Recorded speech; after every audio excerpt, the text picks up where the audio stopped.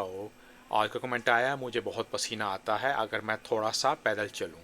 पूरा बदन उनका स्वेट हो जाता है, भीग जाता है। पसीना हमारी बॉडी को इसलिए आता है कि जब हम काफ़ी गर्मी हो या कोई हम काम कर रहे हो, हमारी बॉडी बहुत गर्म हो जाती है। तो उसको मैनेज करने के लिए, बॉडी का टेम्परेचर को मैनेज करने के लिए हमें पसीना आता है। जब आपको पसीना हद से ज़्यादा आता है, इसमें कई रीज़न हो सकते हैं। कुछ पसीने सिर्फ आपको राहत के टाइम आते हैं, मोस्टली फीमेल को हो सकता है, उसको मेनोपॉज में होती हैं। या फिर आप डिप्रेशन में भी हो सकते हो, एनजाइटी में भी हो सकते हो, तब भी आपको पसीना आता है।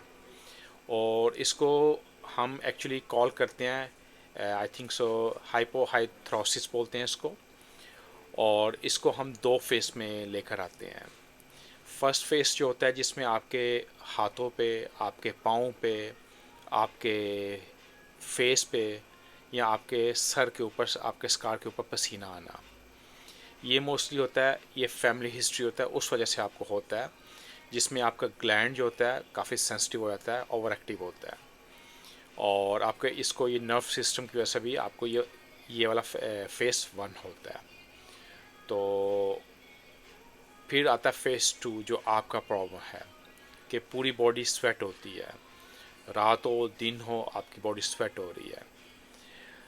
और इसके भी कई कॉज हो सकती हैं। कुछ मेडिसिन आप यूज़ कर रहे होते हैं, उस वजह से हो सकता है। आप फर्स्ट आर लाइक कोई एंटी डिप्रेशन मेडिसिन यूज़ कर रहे हैं, या कोई एंटीबायोटिक्स यूज़ कर रहे हैं, या फिर आप कोई डियाबिटिक मेडिसिन यूज़ कर रहे हैं, लाइक इंसुलिन आप लगा रहे हैं, तब भी आपको हाइपोहाइड्रोसिस हो सकता है। और इसका ये भी है कि अगर आप डियाबिटिक हो तब है, अगर आपका ग्लैंड काफ़ी एक्टिव है, मतलब आपका थायराइड, या फिर आप पार्किंसन की डिज़ीज़ की को मेडिसिन ले रहे हैं, या फिर आपको किसी टाइप कैंसर भी हो सकता है, उस वजह से भी हो सकता है। मेनोपॉज जैसे फीमेल के लिए हो गया। और HIV मीन कोई भी सेक्सुअल ट्रांसमिटेड डिजीज़ भी हो सकता है। ट्यूबरकुलोसिस हो गया, कोई आप इसमें आप हैं, या आप अल्कोहलिक हैं, मतलब अल्कोहल की में लगे हुए हैं, या कोई ऐसी डिजीज़ है, या आप हार्ट पेशेंट हैं, कोई हार्ट डिजीज़ है, या कोई स्ट्रोक हो गया। और ये सब, ये अगर आपको हो तब भी आपकी बॉडी स्वेट करती है काफ़ी। ये मेरा मीनिंग कि आपको है, ये वन ऑफ दैट रीज़न हो सकता है। तो इसमें जब ऐसा हो तो स्वेटिंग होती है आपकी पूरी बॉडी।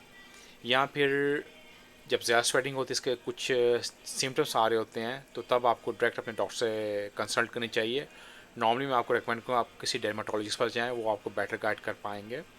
फिर भी जब आपका एकदम से वेट लूज़ हो रहा है, उसका कोई रीज़न नहीं है, तभी आपको डॉक्टर के पास जाना चाहिए।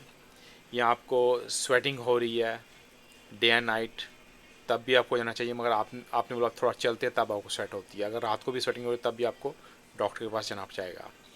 साथ साथ आपके चेस्ट पे पेन होना, आपको फीवर रहना, या फिर आपकी सांस लेने में दिक्कत, आपकी सांस छोटी हो जाना, शॉर्ट ब्रीथ जिसको बोलते हैं, कि हार्ट की बीट काफ़ी हाई होगी, तभी आपको डॉक्टर के पास जाना पड़ेगा। ये साइन है जो आपको अर्जेंट डॉक्टर से कंसल्ट करना पड़ेगा। इसकी ट्रीटमेंट ऐसी हैं कि लाइक फर्स्ट आपको अपना लाइफस्टाइल चेंज करना पड़ेगा। जैसे अपने आप को पानी पिए, हाइड्रेट रखें, फास्ट फूड जंक फूड्स को क्विट कीजिए।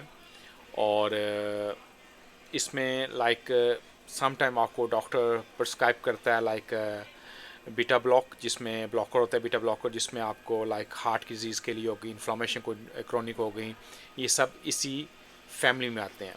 तो ये उस चीज़ के आपको मेडिसिन ले सकते हैं। नहीं तो फिर एंटी डिप्रेशन की मेडिसिन आप ले सकते हैं, वो भी अकॉर्डिंग आपके डॉक्टर से पूछ के। और फिर एक मेडिसिन जिसको रोबिनोल बोलते हैं, वो भी आप यूज़ कर सकते हैं। इससे भी आपको बेनिफिट हो सकता है, बट ये स्ट्रॉन्ग मेडिसिन है, तो मैं आपको रिकमेंड नहीं करूँगा कि आप खुद जाके इसको बाय करें काउंटर पे। ये वैसे भी काउंटर पे आई थिंक सो आपको देगा कोई नहीं, तो बेटर है आप डॉक्टर के पास जाएँ, प्रॉपर एक बार ट्रीटमेंट कराएँ। या फिर वो होता है अल्मोनियम क्लोराइड जेल है, तो वो यूज़ कर सकते हैं, वो शावर जेल आती है, उससे भी आपको बेनिफिट होगा कि आपकी बॉडी कम स्वेट करे। तो ये चीज़ें हैं, ये चीज़ें करके आप मैनेज कर सकते हैं अपना लाइफस्टाइल चेंज करके, या आपको ये मेडिसिन लेनी पड़ेगी, या आपको ये देखना है कि आपको कोई ऐसी क्रोनिक डिजीज़ तो नहीं जिसके बारे में आपको पता ना हो। तो इसलिए मैं आपको रिकमेंड करूँगा डॉक्टर के पास जाएँ। प्रॉपर चेकअप करवाएं एक बार, क्योंकि मैं आपको जनरल, मुझे आपकी रियल हेल्थ कंडीशन का पता नहीं है, तो मैं जनरल वीडियो के थ्रू आपको जनरल बता रहा हूँ। तो मेरी तरफ से यही है। इसके अलावा और आपको question free to ask me. Stay blessed. Thank you.